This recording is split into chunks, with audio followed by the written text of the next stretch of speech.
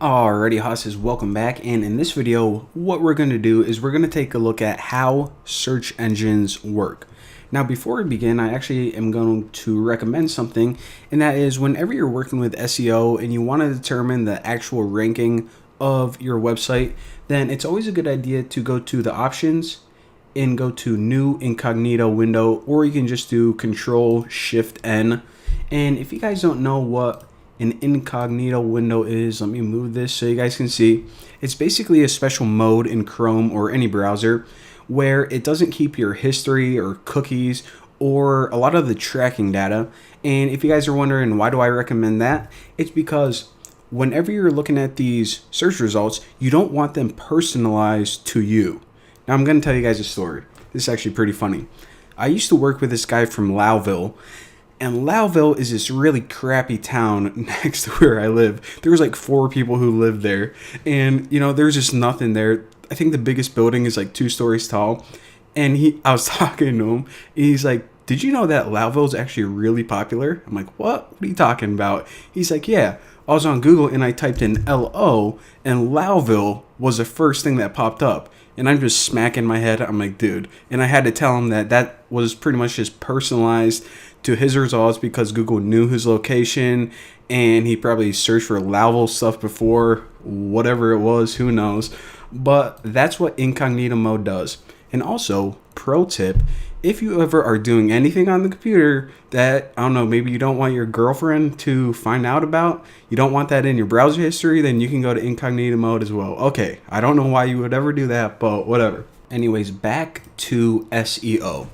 So how do search engines work?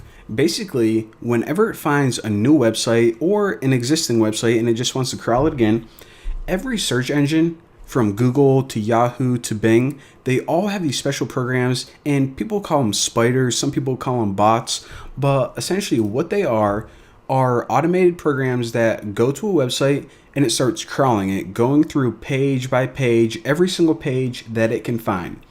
Now, on these pages, it starts gathering information. It gathers all of the links, it looks at some of the most common keywords, and it pretty much just tries to get a general idea of what each page is. Now, if you guys are familiar with HTML, I'll give you guys a really cool tip. If you go to page source, and let me do this. Inspect.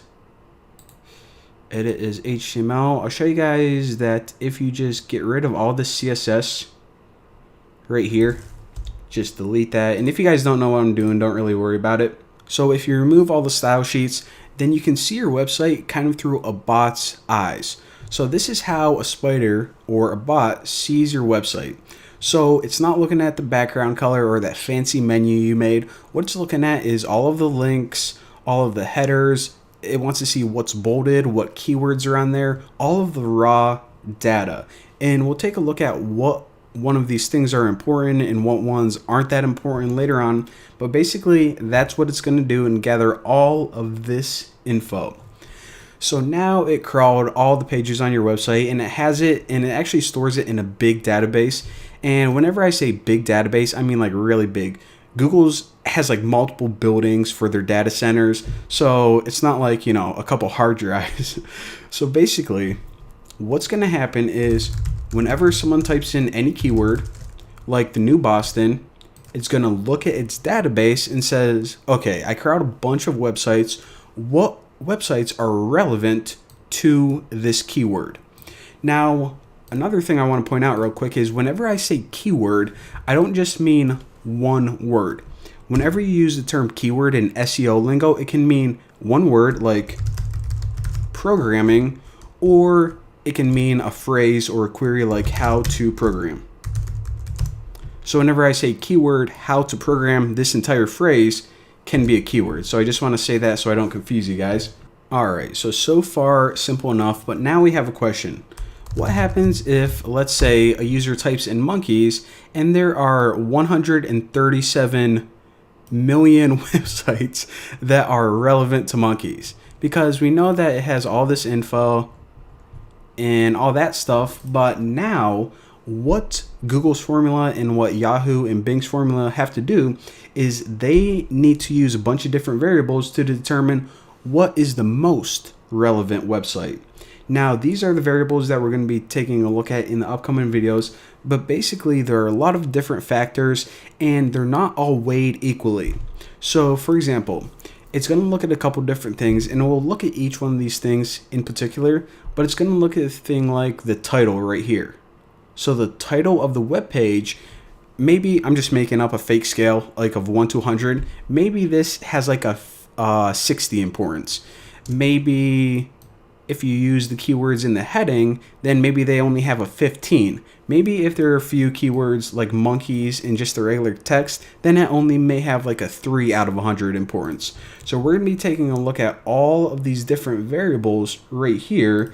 And what we're going to do is we're going to be breaking it down, and I'm going to show you guys the best way where you can pretty much utilize your time and bump your search result rankings through the roof. And just a word of warning, all of these search engines, Google, Yahoo, Bing, they don't use the same formula. They all have different formulas, and that's why whenever you type something into Google, you're going to get completely different results right here than Bing or Yahoo. However, the techniques I'm going to be teaching you guys are going to be good for every single search engine. So yeah, it's going to be pretty cool. For now, thank you guys for watching. Don't forget to subscribe, and I'll see you guys next time.